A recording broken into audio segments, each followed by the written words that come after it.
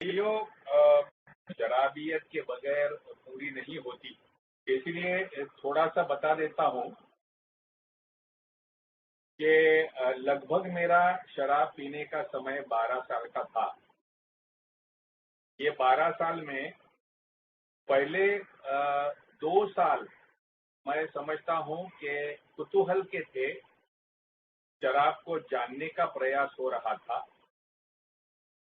उसके बाद वाले जो 2 साल थे उसमें शराब से दोस्ती हो गई।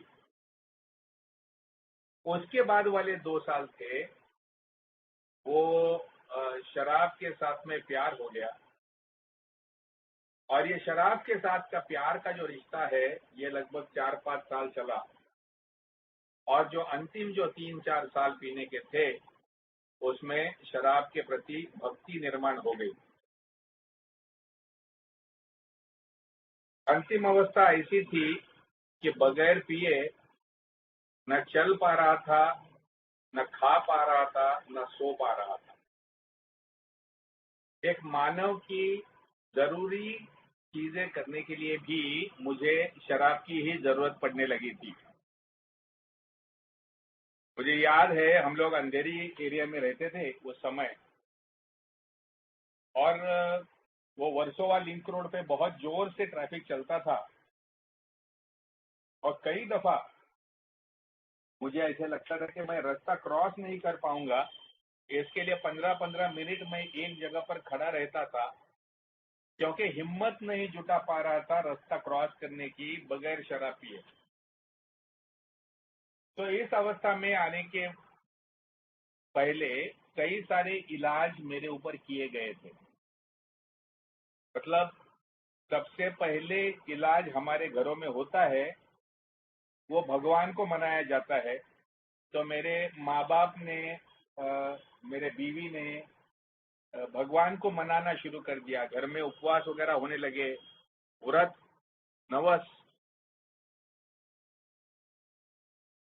जब वो काम नहीं किया तो होम्योपैथी के डॉक्टर थे मेरे, हमारे एक बहुत अच्छे फैमिली फ्रेंड, उनके पास उनकी दवाई चालू हो गई। कुछ समय वो दवाई काम की, उसके बाद में दोबारा शराब चालू हो गई। फिर आयुर्वेद आ गया, फिर साइकेट्री आ गई। और फिर अंतिम अवस्था ऐसी आ गई कि सब लोगों ने मेरा क्या बोलते हैं, होप्स छोड़ दिए कि ये आदमी कुछ ठीक होते लगता नहीं है। जो आदमी, मैं भी यही सोचता था कि जो आदमी अपने चॉइस से उठकर, अपने चॉइस के बार में जाकर, अपने चॉइस का ब्रांड मंगाकर, अपने चॉइस से मांगता है उतना पीता है, उसमें डॉक्टर क्या उखाड़ लेगा। तो मैं जानता था कि प्रॉब्लम अंदरूनी है और इसका इलाज बाहर नहीं हो सकता। ना कि मैं इलाज चाहता था। मतलब मैं कभी शराब बंद करना चाहता ही नहीं था, मैं शराब संतुलन में पीना चाहता था दोस्तों। और लगभग 3 साल अलग अलग संतुलन में प्रयास करने के बाद, संतुलन पाने का प्रयास करने के बाद, अंत में मुझे अल्कोहलिक्स अनोनिमस में भेजा गया। पहले एक साइकेट्रिस्ट ने भेजा, फिर एक रिहैब सेंटर ने भेजा, सबसे पहले एक न्यूज़पेपर ने भेजा था।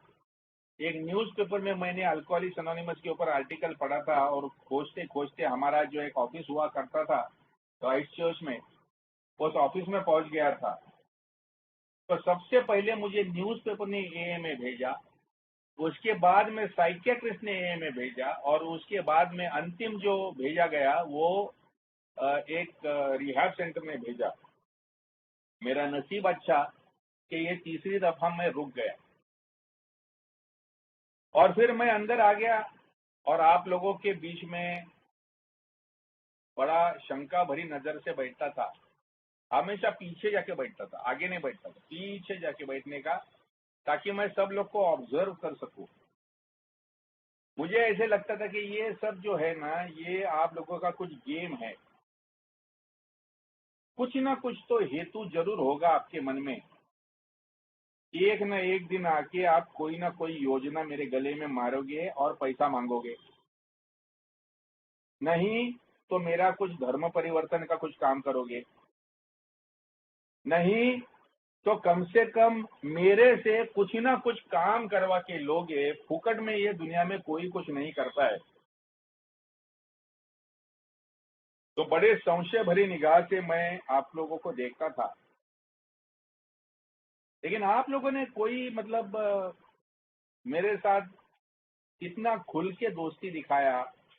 आप आए, मुझे गले लगाया, मीटिंग के बाद में आपके खर्चे से आपने चाय पिलाई, और कभी कभी मुझे शेयरिंग का मौका मिलता तो मैं खड़ा हो जाता, मैं कुछ बोल लेता और आप लोग तालियां बजाते। बाद में शेयरिंग के बाद में मेरे पीठ थपथपाते और बोलते यार बहुत अच्छा शेयरिंग किया आपने। और मैं सोचता था यार मैंने तो कुछ भी बात नहीं की, फिर भी आपको अच्छा लगा। तो अगर मैं सचमुच अपना अगर अगाध ज्ञान आप लोगों के सामने रखूंगा तो कितना प्रभावी हो जाऊंगे।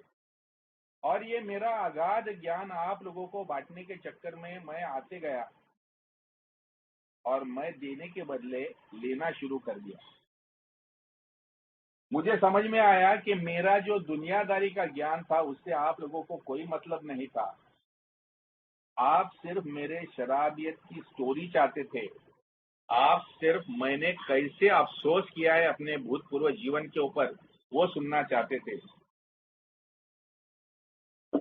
शराब पीकर अपने जिंदगी को अपने ही हाथ से बाहर जाते कैसे मैंने देखा और अभी अपने आप को कैसे संवरने की कोशिश करता हूँ, यही आप सुनना चाहते थे। ये मैंने देखा और धीरे धीरे धीरे मैं लास्ट बेंच से एक एक बेंच आगे आगे आगे आगे आते गया और लगभग 3 महीने के अंदर मैं फर्स्ट बेंच पे पहुंच गया। मतलब मैं कहता हूं कि मेरे मन में जो संशय था आपके बारे में, वो संशय से यकीन में बदलाव होने के लिए मुझे लगभग 3 महीने लगे कि भाई यही मेरी जगह है, यही मेरे लोग हैं। मैं आया था आपकी अल्कोहलिक्स एनोनिमस को देखने और समझने, और ये अब हमारी अल्कोहलिक्स एनोनिमस बन गई थी क्योंकि आप ही में से एक मैं बन चुका था। अब मैं मीटिंग का वक्त का इंतजार करने लगा था, शाम को दोस्त मिलेंगे इस हेतु जल्दी जल्दी ऑफिस से निकल आता था और आप लोगों के साथ दोस्ती हुई। धीरे धीरे आपने देखा कि पूषण अभी रेगुलरली आने लगा है, तो इसे कुछ जिम्मेदारी सौंपे। मुझे याद है सबसे पहले जिम्मेदारी मुझे दी गई थी ब्लैक बोर्ड के ऊपर स्लोगन्स लिखने का। तो मैं अंग्रेजी वगैरह जरा अच्छा पढ़ा हुआ था, तो जो इंग्लिश की स्लोगन्स है वो अच्छे हस्ताक्षर में ब्लैक बोर्ड के ऊपर उतारने का काम जो है वो मुझे सौंपा गया। और वो रोज कुछ ना कुछ नया लिखने के चक्कर में मैं अलग अलग लोगों से बात करने लगा कि आज मैं क्या लिख सकता हूँ, आज मैंने अलग से क्या लिखना चाहिए। मेरा हस्ताक्षर वो अलग अलग कलर के चॉक्स लेके आना, वो अलग अलग साइज के लेटर में वेलकम लिखना, reviver group meets every Tuesday and Thursday at 7:30 PM, बड़े खुशी के साथ में लिखता था। और मुझे ऐसे लगता था कि ये मेरा काम है। मतलब समूह में मैंने देखा था कि हर एक जन अपना अपना एक काम करता है और ये मेरा काम था। कभी किसी दिन अगर मुझे लेट हो गया आने में मीटिंग में और कोई आके अगर झट से कुछ लिख डालता था तो मुझे थोड़ा सा अपसेट लगता था। 5 मिनट रुक नहीं पाते थे क्या ये मेरे लिए? 5 मिनट रुक लेते थे तो मैं आके बराबर कर लेता था। ये जल्दबाजी में आड़े टेढ़े अक्षर में लिख डाला, ये अच्छा नहीं लगता है। अब मैं जो सेवा कर रहा था वो सेवा के बारे में पॉजिटिव बनने लगा था। उन दिनों सिगरेट स्मोकिंग, बीड़ी स्मोकिंग चलता था मीटिंगों में, तो एक बहुत महत्वपूर्ण काम रहता था एस्ट्रेज साफ करने का। हर एक क्लासरूम में 20-20, 25-25 एस्ट्रे हुआ करते थे पतरे के, जो खचाखच भरे हुए रहते थे मीटिंग के अंत में, और वो सब लेके जाने का, कचरे के डब्बे में फेंकने का, उनको वॉश करके नया एस्ट्रे साफ सफाई करके अगले मीटिंग के लिए तैयार करने का ये एक ड्यूटी हुआ करता था। मैं खुद स्मोकर था और एक मीटिंग खत्म होते होते मेरी 3-4 सिगरेट आसानी से हो जाती थी। इसलिए ये काम भी मैंने अपने हाथ में ले लिया था, क्योंकि वो गंदे एस्ट्रे बास मारते थे, वो मुझे अच्छा नहीं लगता था। इसलिए एस्ट्रे साफ करने का काम मैंने अपने हाथ में लिया था। यूं ही ये ब्लैक बोर्ड लिखते लिखते और एस्ट्रे साफ करते करते 6-7 महीने बीत गए थे। और कभी कभी मैंने देखा था कि जो हमारा चाय बांटने का जो काम करता था, अगर कभी किसी वक्त वो व्यक्ति नहीं आए तो चाय बांटने के लिए हमेशा थोड़ी सी गड़बड़ी होती थी। उन दिनों हम लोग स्टील के गिलास में चाय बांटते थे और वो ग्लासेस धोने पड़ते थे, वो चाय लाना पड़ता था। तो मैंने धीरे धीरे हाथ बटाना चालू कर दिया और फिर चाय बांटने का काम मेरे हाथ में आ गया। फिर वो गरम गरम वो चाय आती थी, वो फटाफट फटाफट फटाफट 50-60 कप भर के क्लासरूम में ठंडा होने से पहले सर्व करना। मेरे को ऐसे लगता था कि जिस प्रकार से मैं चाय बांटता हूँ वैसे मेरे जैसा चाय बांटने वाला दूसरा कोई है नहीं क्लास में। दूसरा कोई आ जाता था बीच में और बोलता था मैं बांटू, तो बोला अजय चल बाजू हट, तेरे बस की बात नहीं है, ये मेरे को ही करना पड़ेगा। तो हर वो जो काम जो मैं एक के मेरे समूह के प्रति कर रहा था, मुझे ऐसे लग रहा था कि ये काम की वजह से मेरा अस्तित्व है, मैं ये ग्रुप को बिलोंग करता हूँ, ये ग्रुप पे ये काम करने का मेरा अधिकार है और ये अधिकार मैं पूरा करके अपनी जिम्मेदारी निभा रहा हूँ। और ऐसे ही होते होते एक साल भर निकल गया दोस्तों। और एक दिन मुझे ग्रुप के बिजनेस मीटिंग में बोला गया कि भूषण भाई आप अभी जरा मीटिंग चालू करो।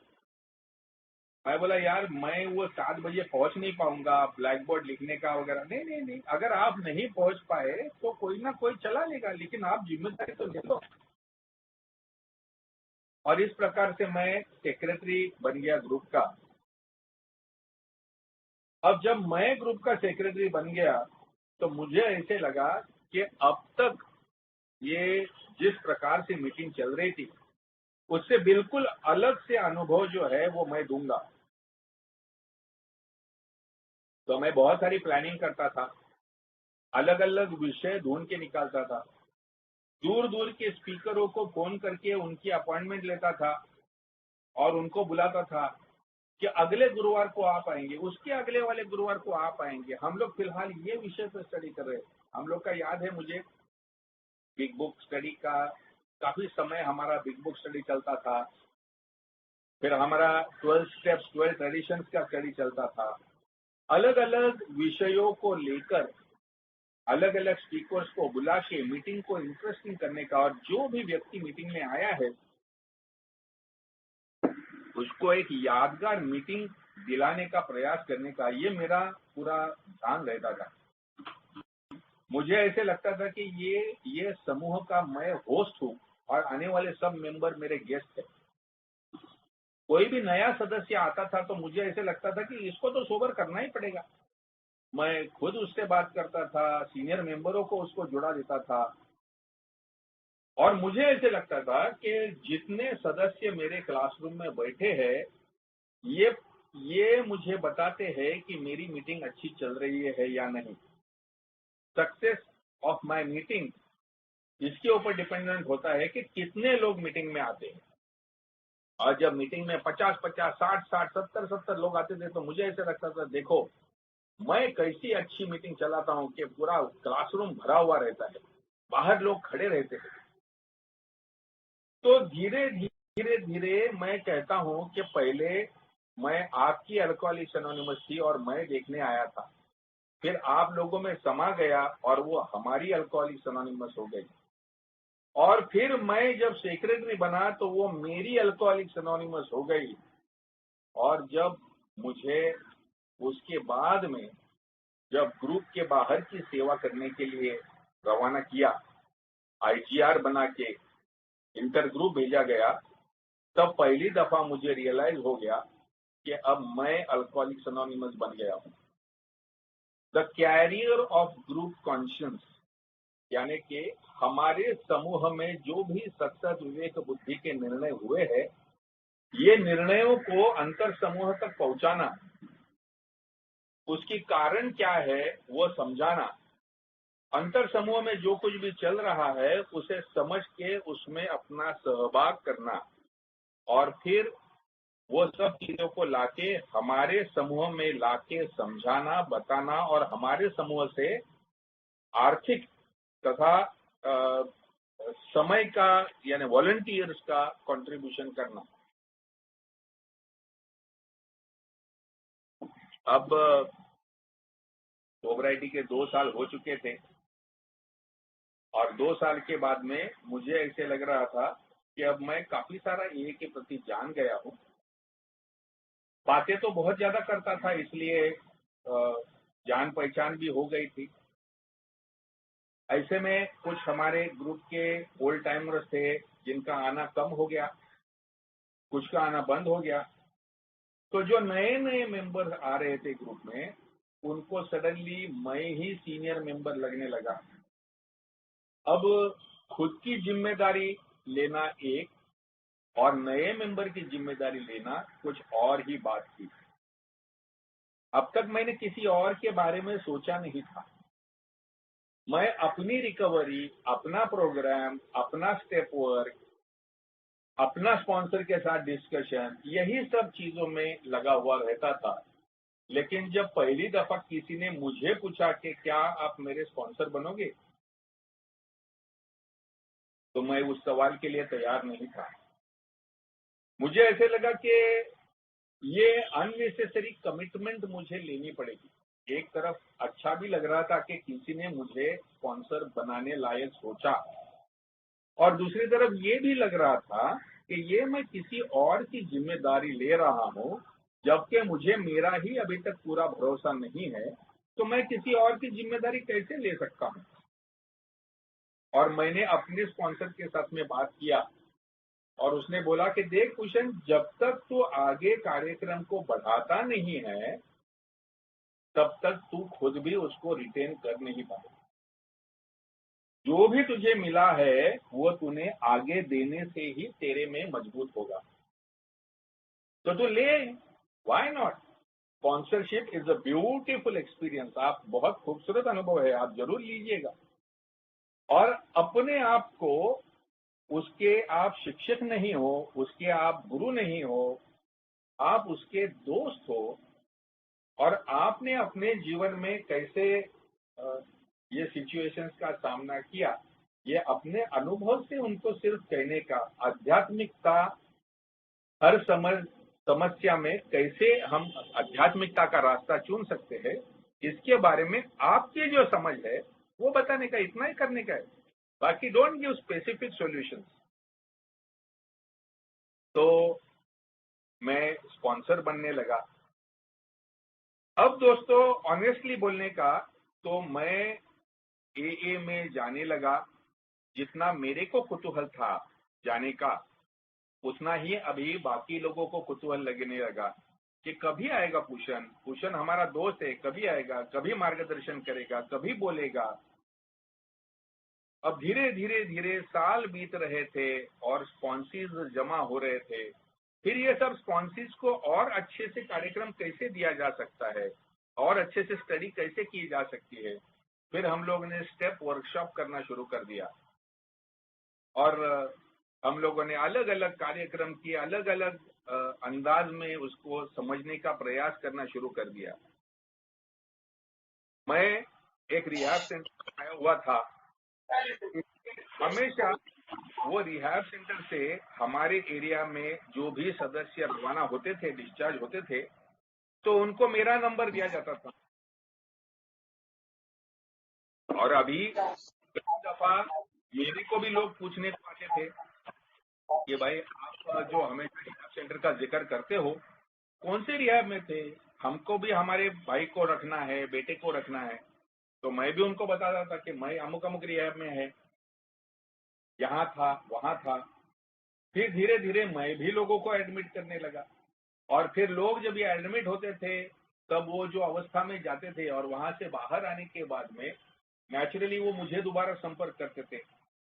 तो धीरे धीरे धीरे मैं मेरे बिना जाने मेरा ट्रीटमेंट सेंटर्स के साथ में कोऑपरेशन होना शुरू हो गया था। फिर मुझे पता चला कि हमारे शहर के एक पुराने साइकियाट्रिस्ट थे जो एए के बहुत अच्छे दोस्त थे और उन्होंने कई सारे लोगों को एए में भेजा हुआ है। एक दफा एक एए के एनिवर्सरी के कार्यक्रम में इनसे पहचान हो गई और बातचीत करते करते जब उनको भी पता चला कि मैं अभी कुछ काम करने का प्रयास कर रहा हूं तो उन्होंने मेरा नाम लेके कुछ सदस्यों को भेजना शुरू कर दिया। अभी वो डॉक्टर ने भेजा है तो उसको खरा दिखाना ही पड़ेगा कि भाई हम एक्चुअली काम करते हैं, इसलिए मैं ज्यादा एफर्ट लेने लगा और कुछ सदस्य वैसे भी ठीक हो गए। तो धीरे धीरे धीरे मेरा cooperation with rehabilitation centres, cooperation with professionals, ये सब चीजें शुरू हो गई और मुझे एहसास भी नहीं था कि ये ऐसी चीजें की जाती है। मुझे ऐसे लगा था कि अपने समाज में जो भी अलग अलग लोग हैं जो ए के बारे में जानना चाहते हैं, इनको मैसेज देना ये तो अपना काम ही है। कुछ समय चला गया और एक सीनियर मेंबर एक दिन मेरे ऑफिस में आए और उन्होंने मुझे पूछा कि सामान्य सेवा के बारे में तुम्हारा क्या विचार है। और मैंने बोला मेरा कोई विचार नहीं है। तो बोले ऐसा क्यों? तो बोले नहीं रे, मैं तब तक मैंने बिजनेस शुरू किया था, बिजनेस में काफी सफल हुआ था, बिजी हो गया था और मेरा बिजनेस भी रिटेल का था तो शाम मेरी बिजी रहती थी, कैसे वैसे 2 दिन मैं मीटिंग के लिए निकालता था।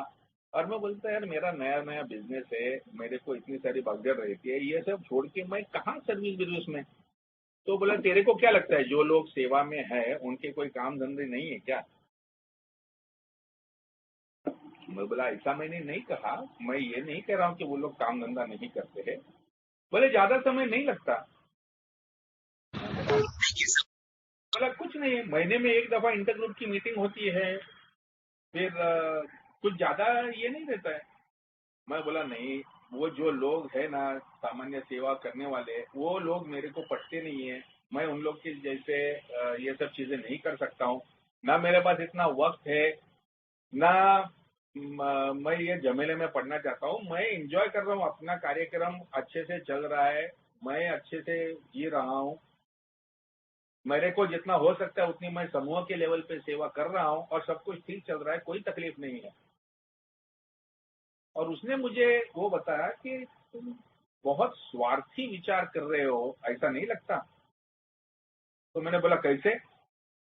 बोला देख, तू हमेशा बोलता है कि तेरे घर में जो भी स्वास्थ्य आया वो एक की वजह से आया, जो भी आर्थिक सुबत्ता आई वो एक की वजह से आई, जो भी रिश्ते तेरे दोबारा ठीक हो गए वो सब एक की वजह से हुआ, नौकरी धंधा जो कुछ भी हुआ सब ए की वजह से हुआ, ये तो बोलता है। तो तूने ए को क्या दिया?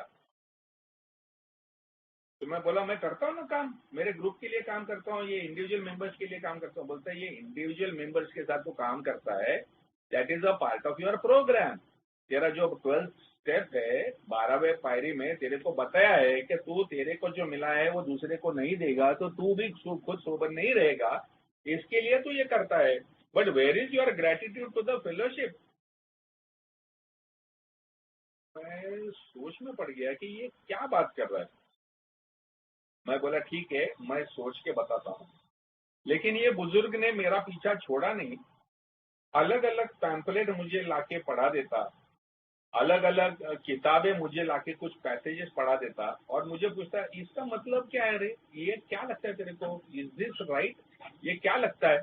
और मैं सोचता था ये बुड्ढे को साले को अक्ल नहीं है, इतना इंग्लिश समझ में नहीं आता है। तो मैं पढ़ता था और उसको समझाने का प्रयास करता था और वो पढ़ते पढ़ते पढ़ते मुझे समझ में आया कि ये सब जो चीज है ए का, इसके बारे में मेरे को कुछ भी मालूम नहीं है यार।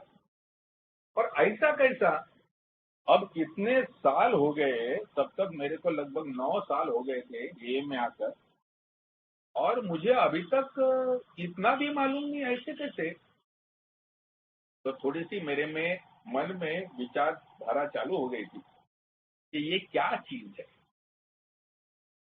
ऐसे में एक दफा हम लोग एक स्टेप वर्कशॉप के लिए गए थे लोनावला, और 3 दिन का वर्कशॉप के प्लानिंग करके गए थे, और तीसरे दिन सुबह सब कुछ खत्म होके हम लोग सब एक 30-35 लोग टेबल पे बैठे थे। और मैंने सबको सवाल पूछा, क्योंकि मैंने देखा मेरे सामने जो 30-35 बैठे थे वो सभी grateful members of alcoholics anonymous, सभी फाइनेंशियली वेल सेटल्ड, सभी लोग पढ़े लिखे, लेकिन इनमें से एक भी आदमी सेवा में नहीं था। तो मैंने सवाल पूछा कि हम 35 लोग हैं, हम में से एक भी व्यक्ति सामान्य सेवा में नहीं है, क्यों नहीं है? कई सारे लोगों ने अलग अलग बहाने बताना शुरू कर दिया, लेकिन कुछ ही समय में हमको समझ में आया कि ये सब बहाने हैं। एक्चुअल कारण ये था कि किसी ने हमको पूछा ही नहीं था, हमको किसी ने ये भी करना होता है ये बताया ही नहीं था। और उसके लिए मेन जिम्मेदार मैं भी था, क्योंकि इन सब में सबसे ज्यादा सीनियर मैं था, और मेरी तरफ देख के ही ये लोग आगे चल रहे थे, और मैं खुद सेवा में नहीं था, इसलिए किसी को भी जरूरत नहीं लगी थी कि किसी और को भी सेवा में जाने की जरूरत है। और उस दिन हम लोगों ने निर्णय ले लिया कि अगला जो सेवा का मौका आएगा, क्योंकि उस दिन सबको एहसास हो गया कि अगर हम जो क्वालिफाइड है, जो कैपेबल है, जो एजुकेटेड है, जिनके पास में आर्थिक साधन है, ये लोग अगर सेवा में नहीं जाएंगे तो फिर इनके हाथ में कोई अधिकार भी नहीं है कि जो सेवा कर रहा है उसका निषेध करे या उसको क्रिटिसाइज करे। तो हमने डिसाइड किया, चलो कड़वी तो कड़वी ये गोली खानी पड़ेगी। और हमने सोचा कि चलो ये जो डायमेंशन है ध्येय का, जो अभी तक हमने जाना नहीं है, इसको जानने का प्रयास करेंगे। अगली जो सेवा की अपॉर्चुनिटी आएगी उसको मना नहीं करेंगे। और वापस आने के एक हफ्ते के अंदर ही ट्रस्टीशिप की पोजीशन की अनाउंसमेंट आई। बंबई में 4 वर्किंग ट्रस्टीज होते थे, और इनकी नियुक्ति के लिए, इलेक्शन के लिए हर एक समूह में लेटर आया था कि आपके यहाँ पर कोई क्वालिफाइड और कैपेबल व्यक्ति है तो आप नाम भेजिए। और वो अनाउंसमेंट पढ़ के हो जाने के बाद में सबकी नजरें मेरी तरफ मुड़ी। हमारे ग्रुप के 2 सदस्य थे जो क्वालिफाई हो रहे थे, और हम दोनों ने हाँ बोल दिया। और जो दूसरा सदस्य था वो मेरे को सीनियर था, तो मैंने बोला पहले आप करो। तो बोला नहीं नहीं नहीं, पहले तू कर, अभी तूने पहले हाथ ऊपर किया, पहले तू कर। तो हम दोनों के पहले आप में मैं आगे आ गया, और दोस्तों मेरी अल्कोहलिक्स एनोनिमस के ट्रस्टी पद पर नियुक्ति हो गई। सचमुच कहता हूं कि जब तक मैं ट्रस्टी पद पर आ गया था, तब तक मैंने ना सर्विस मैनुअल पढ़ा था, ना मैंने बायलॉज पढ़े थे, ना चार्टर पढ़ा था, ना ये चीजें क्या होती है इसका मुझे कुछ जानकारी था।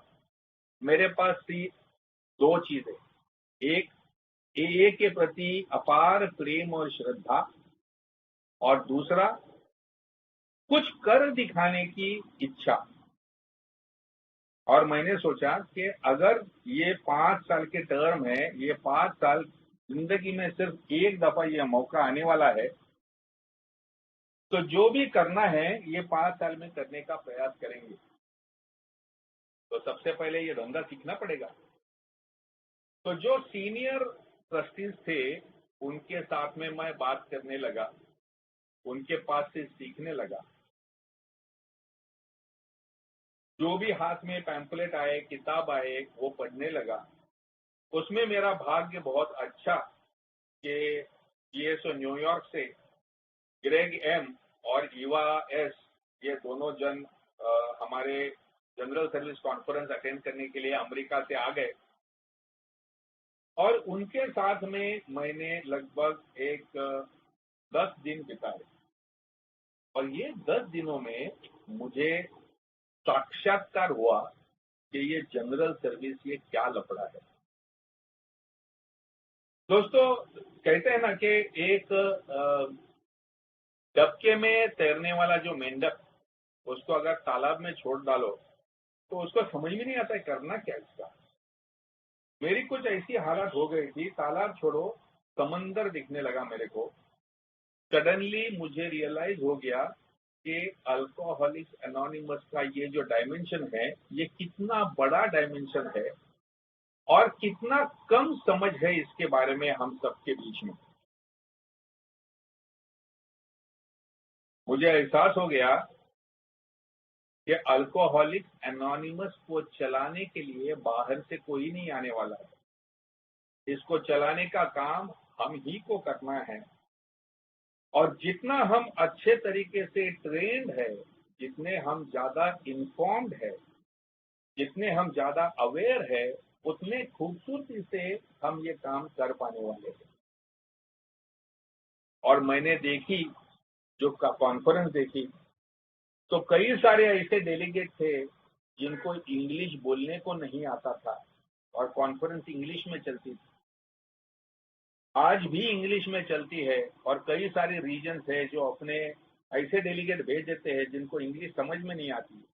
बेचारे आते हैं, बंबई में बैठते हैं, एक दूसरे का मुंह देखते हैं और चले जाते हैं, कुछ समझ में नहीं आता उनको। मैंने ऐसे ट्रस्टीज देखे जो ट्रस्टीज खुद इंग्लिश बोलना या समझते नहीं थे। वो बोर्ड मीटिंग में आते थे, बैठते थे, एक दूसरे का मुंह देखते थे, किसने हाथ ऊपर कर दिया तो मैंने भी हाथ ऊपर कर दिया, इस प्रकार से काम करते थे। मैंने ऐसी अवस्था देखी कि ट्रस्टीज वर्सेस डेलीगेट, ऐसे जैसे अपोजिशन पार्टीज एक दूसरे के साथ में, एक रूलिंग पार्टी और अपोजिशन पार्टी जैसे झगड़ा करते हैं, वैसे झगड़े होते मैंने देखे। और मैंने सोचा यार ये हो नहीं सकता, ऐसा हो नहीं सकता। और फिर जब ग्रेग ने पहली दफा कॉन्फ्रेंस और एए की कमिटी सिस्टम क्या होती है, कैसे होती है, एए का सर्विस स्ट्रक्चर कैसा होता है, ये जब सिखाया, समझाया, उसके बाद में मैं और लॉरी हम दोनों अमेरिका में चले गए। 7 दिन हम लोग वहां पर रोज जाके जीएसओ न्यूयॉर्क में अभ्यास करते थे कि ये कैसा चलता है सब कुछ। और फिर वापस आने के बाद मुझे ऐसे लगा कि अब मैं ही बिल डब्ल्यू हूं ये भारतवर्ष का। अब ये भारत के हर कोने कोने में जाके समझाने का काम जो है ये मुझे ही करना पड़ेगा। दोस्तों, बोलते हैं ना कि एक प्रेरणा मिल जाती है, एक ताकत मिल जाती है, एक ऐसे लगता है कि यार बिल ने इतना सारा किया, हम लोगों ने कुछ नहीं किया, बिल ने इतना सारा सेक्रीफाइस किया, हमने कुछ नहीं किया। और उस प्रेरणा के साथ में दोस्तों शुरुआत हो गई और मैं अलग अलग प्रांतों में घूमने लगा। कई ऐसे रीजन्स में गया जहां एए की शुरुआत तक नहीं हुई थी, वहां पर एए की शुरुआत करने का प्रयास किया। कई ऐसी रीजन थी जहां एए तो था लेकिन ऑर्गेनाइज नहीं था। एक ग्रुप का दूसरे के साथ ठिकाना नहीं था, दूसरे का तीसरे के साथ पट्टा नहीं था। ये सब ग्रुप को यूनाइट करके उनको अंतर समूह में बनाने का काम हम लोगों ने शुरू कर दिया। मुझे याद है कि जब भी हम लोगों का शुरू हो गया वो टाइम पे 19 अंतर समूह थे, सब मिला मुला के पूरे भारतवर्ष में। और जब भी हमारी टर्म 2005 में खत्म हो गई तब तक हम लोग 40 अंतर समूह तक पहुंच गए थे। एक ही कैंपेन हम लोगों ने रन की थी वो टाइम पे, united we stand, divided we grow. एक एक ग्रुप में 80-80, 100-100 लोग रहते थे, लेकिन दूसरे एरिया में जाके ग्रुप खोलने की लोगों की तैयारियां नहीं होती थी। तो अलग अलग प्रांतों में जाके नए नए एरिया में ग्रुप्स कैसे खोले जा सकते हैं और रिकवरी कैसे बढ़ाई जा सकती है। 2000 साल में 400 ग्रुप थे और 2005 में जब हम लोग रोटेट हुए वो टाइम पे 850 ग्रुप थे। तो 5 साल में डबल से ज्यादा ग्रुप हो गए।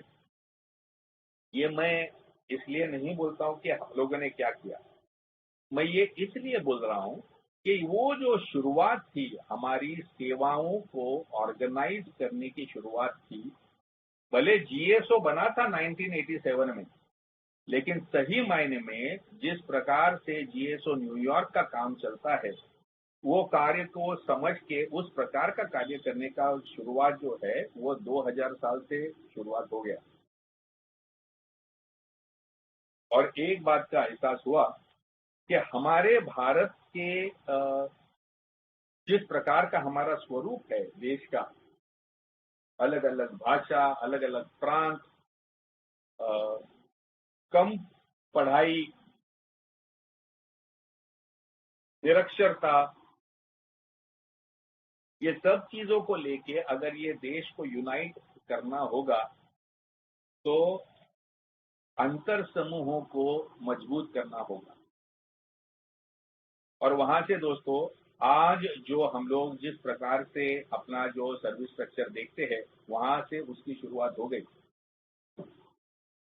आज भारतवर्ष में लगभग 72 अंतर समूह है, 72 इंटर ग्रुप्स।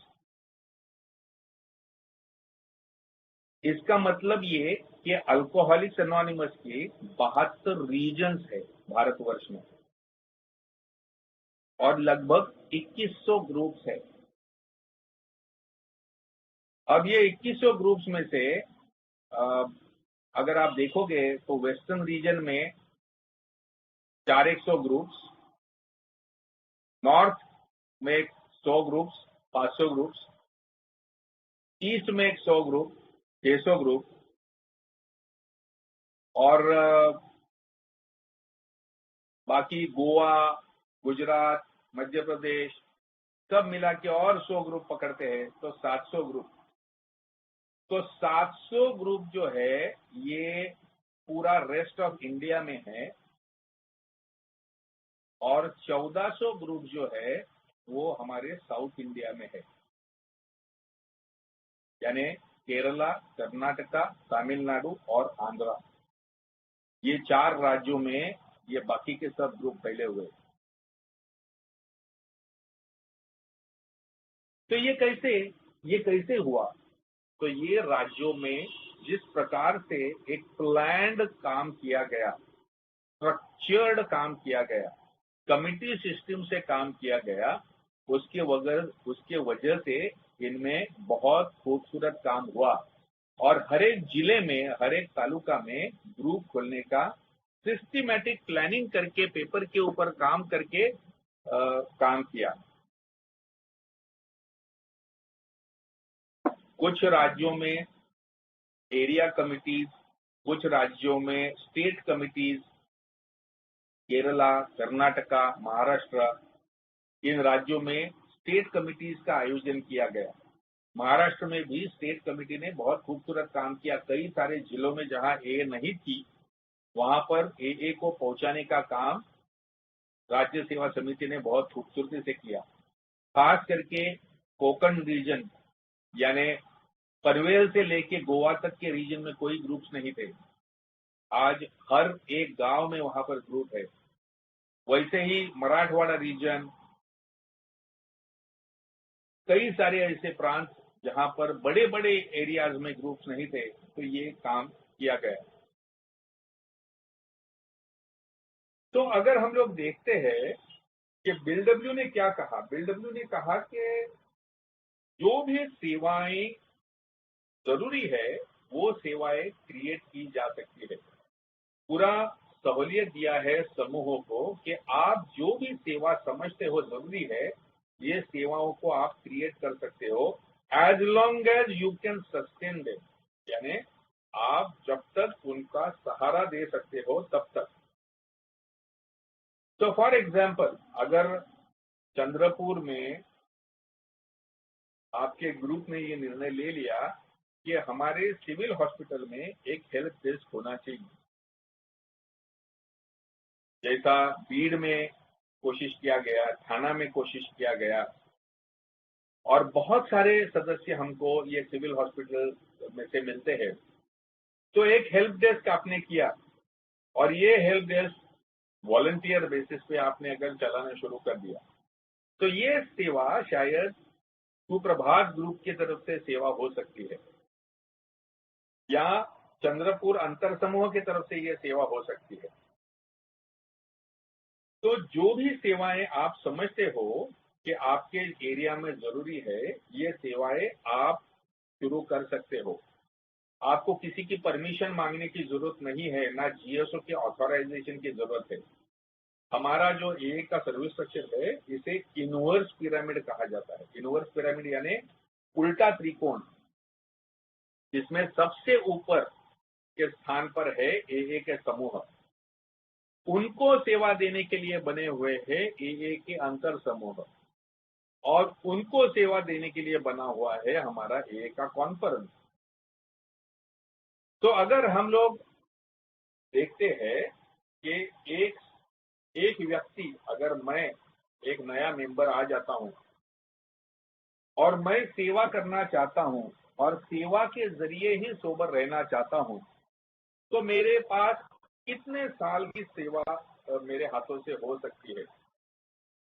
जैसे मैंने कहा, आप शुरुआत कर सकते हो पहले साल भर के लिए ग्रुप की अनस्ट्रक्चर्ड सेवा, यानी ब्लैक बोर्ड, चाय बांटना, साफ सफाई देखना, स्लोगन्स देखना, ये सब जो सेवाएं है, ये पहले साल भर करने के बाद फिर 1 साल के बाद में आप ग्रुप के सेक्रेटरी बन सकते हो। 1 साल आप सेक्रेटरी रहे तो आपके सोसाइटी के 2 साल हो गए। फिर 2 साल के सोसाइटी के बाद में आप ग्रुप के ट्रेजरर बन सकते हो। अगर 1 साल आपने ट्रेजरर करके निकाला तो आपकी सोसाइटी 3 साल की हो गई। लेकिन 2 साल के सोसाइटी के बाद आप आईजीआर करके भी जा सकते हो। अगर आप ट्रेजरर बनने के बाद में आईजीआर बने हुए हो तो आपकी 2 साल की टर्म होती है आईजीआर की, यानी 3 + 2 5 साल हो गए आपके सोसाइटी के, और आप आईजीआर की टर्म पूरी करते हो। नॉर्मली अंतर समूह के जो कमिटी मेंबर्स होते हैं, यानी chairman, pi chairman, secretary, treasurer, इनको कई जगह पे 5 साल की सोसाइटी की मान्यता की गई है कई अंतर समूहों में। लेकिन बाकी अंतर समूह में 2 साल की सोसाइटी भी ठीक मानी जाती है। तो आप 5 साल के बाद में आप इंटर ग्रुप की कमिटी के ऊपर काम कर सकते हो, चेयरमैन या सेक्रेटरी या ट्रेजरर।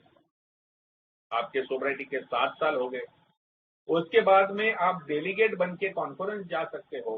डेलीगेट की टर्म आपकी 3 साल की होती है, तो आपकी सोसाइटी के 10 साल हो गए।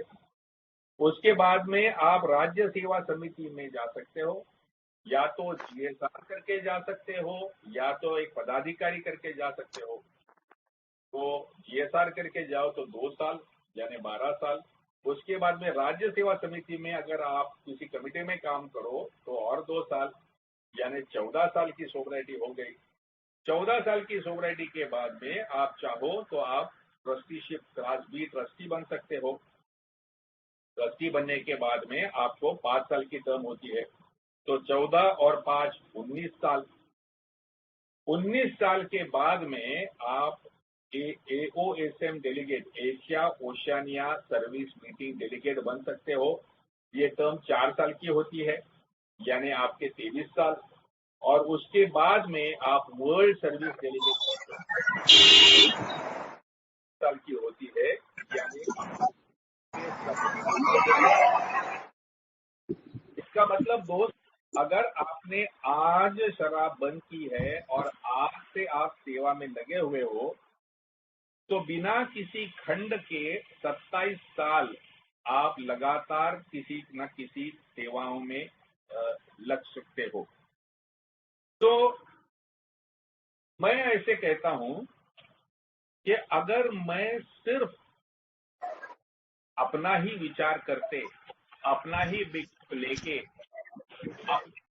चंद पॉइंट्स के मैं कब का बोर हो गया होता। लेकिन क्योंकि मैं निकल आया और मैंने ये अलग अलग सेवाओं का लाभ लेना शुरू कर दिया, इसके वजह से दोस्तों अल्कोहलिक्स एनोनिमस मेरे लिए हमेशा नई नई बनते रही और नई नई सर्विस अपॉर्चुनिटीज मेरे सामने आते रही। और ये सभी सर्विस अपॉर्चुनिटीज मुझे नया सीखने का मौका देते गई। सीखते सीखते मैं ऐसे मकाम पर पहुंच गया मुझे अभी भी वो दिन याद है। हम लोग सभी वर्ल्ड सर्विस डेलीगेट्स न्यूयॉर्क में मिले हुए थे और सभी लोग हम लोग बिल डब्ल्यू के घर पे गए थे और बिल डब्ल्यू के घर की हमारी वो सैर हो रही थी और वहां पे हमारे मेन होस्ट थे। उन्होंने एक बहुत खूबसूरत बात कही कि क्या आपको आज समझ रहा है कि जो एक छोटी सी चीज ये आदमी ने शुरुआत की थी, आज हम सब उसके प्रतिनिधित्व कर रहे हैं दुनिया भर में। तो वर्ल्ड सर्विस डेलीगेट का काम ये होता है कि विश्व भर में अल्कोहलिक्स एनोनिमस का संदेशा कैसे पहुंच सकता है, इसके प्रति चर्चा करना, इसके प्रति प्लानिंग करना और उसके एक्टिविटीज करना। तो उन्होंने कहा कि जो बिल डब्ल्यू ने छोटा सा सपना 1937 साल में देखा था कि विश्व भर में एए को हम पहुंचा सकते हैं, ये सपना साकार हो रहा है हम सबके जरिए। क्योंकि मैं जब गया था वो टाइम पे 183 देशों में अल्कोहलिक्स एनोनिमस पहुंच चुके थे। उन दिनों सिर्फ 40 देशों में जीएसओ थे और जहां जीएसओ होता है वहीं से वर्ल्ड सर्विस डेलीगेट आ सकता है। तो हम लोग 40 लोग वहां पर मौजूद थे वो WSM के लिए, वर्ल्ड सर्विस मीटिंग के लिए। अभी 55 देशों में जनरल सर्विस ऑफिस बना हुआ है। तो दोस्तों, सोचने की बात ये कि ये जो विश्व है आज दुनिया भर में लगभग 185 देशों में फैला हुआ है और 7 खंड माने जाते हैं। उसका सबसे पहला खंड है नॉर्थ अमेरिका और कनाडा, और ये जो है इसका निगरानी जो है ये जीएसओ न्यूयॉर्क करता है, जिसको सीनियर जीएसओ के नाम से भी कहा जाता है। इसका मतलब जो 55 देशों में जीएसओ है वो छोड़ के बचे हुए सभी देशों को जो सेवा देने का काम है वो अधिकतर काम जीएसओ न्यूयॉर्क ही करता है वर्ल्ड सर्विस ऑफिस से। इसीलिए उसको सीनियर जीएसओ का मान दिया जाता है और ये पहला जीएसओ था। फिर दूसरा जो है वो खंड है उसको बोलते हैं लैटिन अमेरिका, यानी कि स्पेनिश स्पीकिंग एए, यानी कि जो दक्षिण अमेरिका के सभी राष्ट्र है जैसे Mexico, Brazil, Peru, Chile, West Indies, ये सभी राष्ट्र जो है ये सभी राष्ट्रों का दूसरा खंड बनता है। फिर होता है तीसरा खंड इंग्लिश स्पीकिंग यूरोप, जो देशों में अंग्रेजी भाषा बोली जाती है और यूरोप खंड में है ऐसे सभी राष्ट्र। चौथा खंड है नॉन इंग्लिश स्पीकिंग यूरोप, यानी कि यूरोप के वो सभी राष्ट्र जहां पर इंग्लिश के अलावा भाषा बातें की जाती है, जैसे कि जर्मन, फ्रांस, स्विस, ऐसे अलग अलग भाषाओं में जो है ये चौथा खंड। फिर इंग्लिश स्पीकिंग अफ्रीका, यानी कि अफ्रीका ये महाखंड के जो भी इंग्लिश भाषिक देश है वो इस खंड में आते हैं। फिर नॉन इंग्लिश स्पीकिंग अफ्रीका, यानी सब जो गरीब देश है जहां पर ज्यादा पढ़ाई लिखाई नहीं है, वो छठा खंड है। और फिर सातवां जो खंड है वो सातवें खंड को कहा जाता है एशिया ओशियानिया रीजन, AOSM, एओ एशिया ओशियानिया सर्विस मीटिंग। तो ये जो हम एक मिनट, ये सातवें खंड में और मिडिल बड़ा आवाज से ऑस्ट्रेलिया तक के सभी राष्ट्र आते हैं। में से एक राष्ट्र है भारत देश। तो अभी मिडिल ईस्ट के सभी जो देश है ये प्रांतों को सेवा देने के लिए एक सर्विस बॉडी नई बनी हुई है जिसका नाम है मरका, मिडिल ईस्टर्न रीजनल कमिटी। जो है ये सभी जो मिडिल ईस्ट के राज्य है इनका कोऑर्डिनेशन करती है और ये पूरे AOSM रीजन में सेकंड लार्जेस्ट फेलोशिप है हमारी भारत की। जहां पर मैंने जैसे कहा कि हम लोग आज लगभग 2100 ग्रुप है। ये 2100 ग्रुप को सर्विस करने वाले लगभग 72 अंतर समूह है और कई सारी डिस्ट्रिक्ट कमिटीज, एरिया कमिटीज और स्टेट कमिटीज भी है। तो दोस्तों, जो सर्विस स्ट्रक्चर बनता है, ये सर्विस स्ट्रक्चर का हेतु इस प्रकार होता है कि समूह सिर्फ अपनी रिकवरी का काम करता है। जो भी नए सदस्य में हमारे ग्रुप में आते हैं, उनको अच्छे से अच्छी मीटिंग चला के अच्छे से अच्छा मैसेज देने का काम जो है वो समूह पे करते हैं। लेकिन समूह की बाहर की जो सेवाएं हैं, यानी हमारे एरिया के सभी शराबियों तक ये ए का मैसेज पहुंचे, इसके लिए अंतर समूह की रचना की जाती है। तो ये अंतर समूह को कार्यरत रखने के लिए तथा इफेक्टिव रखने के लिए हम आईजीआर की नियुक्ति करते हैं। ये सपोज अभी चंद्रपुर में मेरे ख्याल से अर्बन और रूरल ऐसे 2 अंतर समूह है, या अभी तीसरा भी शायद बना है, मैं अभी हाल ही में जानता नहीं हूं। लेकिन एवरेज लगभग अर्बन इंटर ग्रुप अगर रहेगा, यानी शहरी अगर अंतर समूह रहेगा, तो उसमें 15 से 20 समूह होते हैं। वेराज गांवों में जहां पर डिस्टेंस बहुत ज्यादा होता है, वहां 5-6 ग्रुप मिलके भी अंतर समूह बना सकते हैं। तो ये अंतर समूह जो है ये बने होते हैं वो एरिया के डेवलपमेंट के लिए। यानी एक आध छोटा सा एरिया, अभी फॉर एग्जांपल चंद्रपुर जिला, ये चंद्रपुर जिले के हर एक व्यक्ति को मालूम होना चाहिए कि अल्कोहलिक्स एनोनिमस है, अच्छे से कार्य करता है। तो वो कार्य कैसे करेगा? तो जहां जहां पर भी एक शराबी का समाज में कांटेक्ट हो सकता है, वो हर जगह पे हम लोग जानकारी देने का प्रयास करते हैं। जैसे कल आपके डीवाईएसपी साहब हमारे गेस्ट थे, तो पुलिस फोर्स, कोई भी शराबी शराब पिएगा तो घर में उसके झगड़े होंगे, या दारू पी के वो बाइक चलाएगा, गाड़ी चलाएगा तो ड्रिंकिंग ड्राइविंग में पकड़ा जाएगा। तो इस प्रकार से उसको पुलिस स्टेशन में किसी ना किसी वजह से जाना पड़ेगा। जब वो पुलिस स्टेशन में जाएगा तो ये एक कांटेक्ट पॉइंट है, इसलिए हम लोग पुलिस के साथ में काम करते हैं ताकि पुलिस जाने कि भाई ऐसा जो शराबी है उसको ए में भेजा जा सकता है। दूसरा कांटेक्ट पॉइंट है जहां आदमी काम करता है, वहां एब्सेंटिज्म होता है, वो डांडिया मारता है, काम नहीं करता है। तो जो भी ह्यूमन रिसोर्स प्रोफेशनल्स है, जो भी कंपनी के एचआर वाले लोग हैं, ये लोगों के साथ भी हम लोग काम करते हैं ताकि उनके वर्क फोर्स में से कोई भी अगर शराबी हो जाए तो वो ए में भेज सके। वैसे गांव के सभी डॉक्टरों और साइकेट्रिस्ट के साथ में हम लोग काम करते हैं। वैसे ही हमारे रीजन के सभी रिहैब सेंटर्स के साथ में हम लोग काम करते हैं। तो जहां जहां पर भी शराबी को लेके जाया जा सकता है, ऐसे सभी पॉइंट्स को हम लोग कवर करने का कोशिश करते हैं हमारे अंतर समूह के जरिए। तो ये काम होता है कमिटीज के जरिए।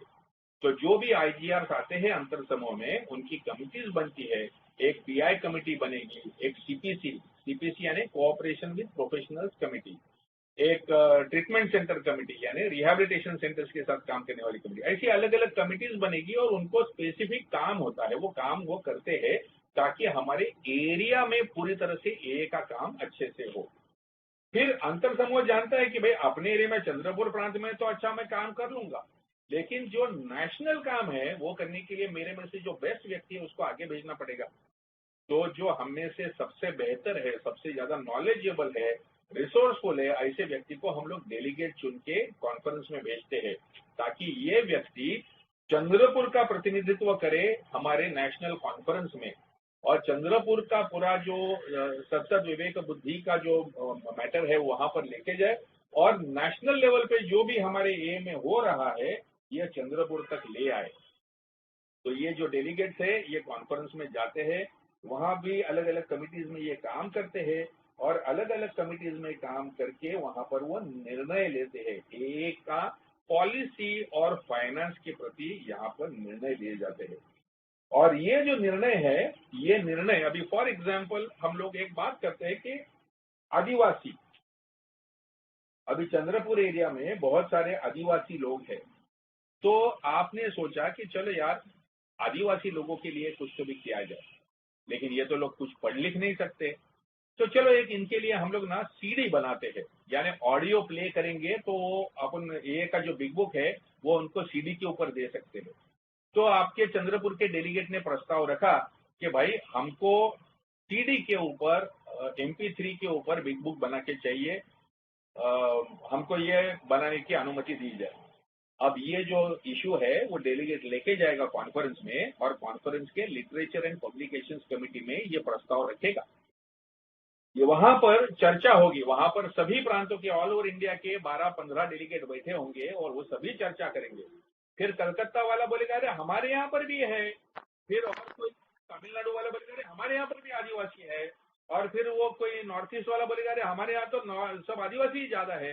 तो फिर सडनली ये लिटरेचर एंड पब्लिकेशन कमेटी बोलेगी कि हाँ यार हमें को ऑडियो सीडी तो चाहिए, क्योंकि ये कोई भी लोग पढ़ नहीं सकते हैं, और ऑडियो सीडी चाहिए वो सिर्फ हिंदी में नहीं, सिर्फ मराठी में नहीं, बल्कि अलग अलग भाषाओं में चाहिए।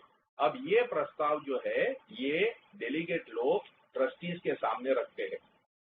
अब ट्रस्टीज के सामने प्रस्ताव आने के बाद में ट्रस्टीज विचार करते हैं कि ठीक है ये जरूरी है और हम समझते भी है ये करना भी चाहिए, और फिर उसके ऊपर कार्य होने लगता है। फिर वो बनाने का कैसा, रिकॉर्डिंग कैसे करेगा, सस्ते में कैसे होगा, फिर वो बेचने का कितने में, ये सभी जो आर्थिक निर्णय जो है ये ट्रस्टी लोग करते हैं, और फिर उसको एक्चुअली रिकॉर्डिंग करके, पब्लिश करके, क्वांटिटी अवेलेबल करके अंतर समूह में बिक्री के लिए लाके रखने तक का जो पूरा जो काम है ये हमारा GSO का ऑफिस करता है। तो ये है एक एग्जाम्पल कि AA के निर्णय कैसे लिए जाते हैं और उसका अमल कैसे किया जाता है। तो जो आज आपके हाथ में किताब है, जो आपके हाथ में एक पैम्पलेट है, वो कभी ना कभी किसी ना किसी डेलीगेट ने बैठ के चर्चा की हुई है कि हमको ये पैम्पलेट चाहिए और मराठी में चाहिए, और वो ट्रस्टीज ने माना और उसका भाषांतर किया और वो प्रिंट होके आपके हाथ में आया हुआ है। तो आपको आज समझ में आया कि ये सभी जो निर्णय है इनकी शुरुआत जो है ये AA के समूह से होती है। कोई भी जरूरत जो है ये AA के समूह से शुरुआत होती है। एक एग्जाम्पल छोटा सा देता हूँ और मेरा शेयरिंग खत्म करता हूँ। हमारे समूह में, रिवाइवर समूह में एक सदस्य आते थे जिनको बिल्कुल इंग्लिश नहीं आती थी, और हमारे यहाँ पर प्रथा थी कि डेली रिफ्लेक्शन पढ़ते थे। अब डेली रिफ्लेक्शन पढ़ते थे तो वो हमेशा बोलते थे यार क्या पढ़ते हो, कुछ समझ में नहीं आता है। तो हमारे एक दोस्त थे, मित्र थे, उन्होंने ये व्यक्ति के लिए मराठी में रोज के डेली रिफ्लेक्शन का ट्रांसलेशन करना शुरू कर दिया, और 1 साल के बाद में जब 365 दिन हो गए तो ये पूरा का पूरा ट्रांसलेशन हम लोगों ने GSO में सबमिट कर दिया, और जो पब्लिश हो गया वही किताब आज आप लोगों के सबके हाथ में है, रोज से प्रतिबिंब। तो ये जो किताब है ये किताब सिर्फ जरूरत महसूस हुई थी, रिवाइवर ग्रुप के एक सदस्य को मराठी के अलावा दूसरी भाषा नहीं समझ रही थी, वहां से उसकी जरूरत निर्माण हो गई थी। लेकिन आज ये किताब सभी भारतीय भाषाओं में उपलब्ध है। तो दोस्तों ऐसे हर समूह से एक छोटी सी रिक्वायरमेंट होती है, और AA की पूरी जो सिस्टम है, ये पूरा जो मशीन है, ये पूरी यंत्रणा है, ये कार्य करके जो अनावश्यक है वो बाजू में रह जाता है, और जो सचमुच आवश्यक है, जरूरी है, वो सिलेक्ट होके वो हमारे सभी राष्ट्र के प्रति कार्य करता है।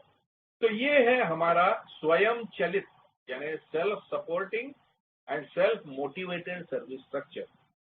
तो दोस्तों अगर आप में से किसी को भी संदेह है कि क्या मैंने सेवा में जाना चाहिए या नहीं, तो मैं सबसे पहले आपको बता दूं कि जब भी मेरे को बताया गया था, जब भी आपके मन में सवाल आए कि ये सेवा में मैं जाऊं या नहीं, तो हमेशा जवाब हाँ में ही दीजिएगा, और आपको अल्कोहलिक्स एनोनिमस की एक बहुत खूबसूरत साइड देखने को मिलेगी जो मुझे देखने को मिली। तो दोस्तों शायद मैं समय से थोड़ा सा ज्यादा बात कर गया हूँ, आप सब लोगों ने शांति से सुन लिया, बहुत बहुत अच्छा लगा, थैंक यू वेरी मच। अगर कुछ सवाल होंगे तो लेना चाहूंगा।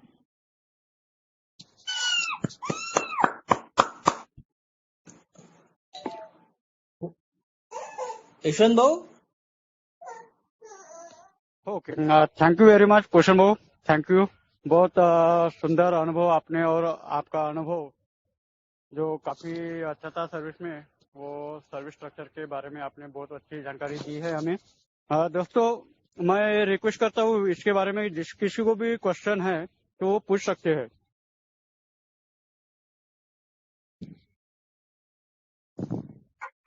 Hello hello. जी हाँ, राहुल बोल रहा हूँ, नवचेतन ग्रुप सूरत से। बोलो राहुल। हाँ, तो एक सवाल था कि अभी जैसा साउथ में इतना सब फेलोशिप वहाँ पे डेवलप हो गया है और सब कुछ व्यवस्थित, ऐसा एकदम प्रोफेशनल जैसा काम तो वहाँ लगभग मेरे को तो इतना जानकारी नहीं है, लेकिन क्या ये एक ही कारण है वहाँ पे कि और इधर अपने अपने साइड में फेलोशिप डेवलप नहीं होने का, कि सिर्फ हम प्रोफेशनल तरीके से काम नहीं करते हैं, ये एक ही कारण है कि दूसरे और भी कारण है? मुझे तो ऐसा दिखता है कि बहुत सब लोगों के जैसे वहाँ के ओल्ड टाइमर्स है, उधर का एक ओल्ड टाइमर का मैंने शेयरिंग सुना था कि भाई वहाँ पे अगर निर्णय लिया गया तो फिर मनभेद जो है साइड में रखते हैं वो लोग, यानी मतभेद होते हैं तो वो चलो मनभेद नहीं रखते, मुझे ऐसा लगा। और अपने यहाँ के फेलोशिप में ऐसा लगता है मुझे